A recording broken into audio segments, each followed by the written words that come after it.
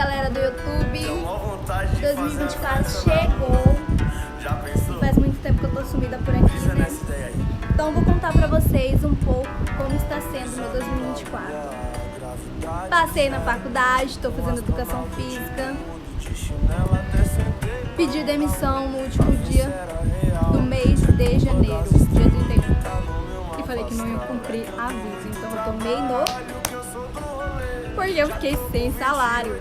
Tô cheia de conta pra pagar, mas eu vou ter que correr atrás e arrumar um serviço pra poder pagar minhas contas. Bom, é muito revoltante isso, mas fazer o quê, né? Tem uma frase que diz, né? O mundo é dos mais espertos. E infelizmente eu errei. Eu não fui esperta, fui moleca. Tomei num... Vocês sabem onde? Porque tá um perrengue aqui só, né? Ainda mais eu sou muito gastadeira, eu tenho que parar com esse negócio de gastar.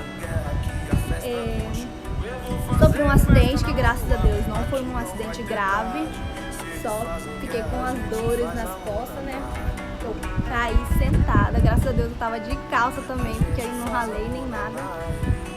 Não quebrei também nada, só fiquei com muita dor nas costas. E é isso. Atualmente estou procurando serviço, espero que dê certo, eu consiga arrumar serviço. E espero que esse ano também de 2024 eu seja uma pessoa mais presente, consiga produzir vídeos legais assim. E é isso, eu desejo para todos vocês que estão aí me vendo até o final um ótimo 2024, um 2024 cheio de bênçãos na vida de vocês, viu?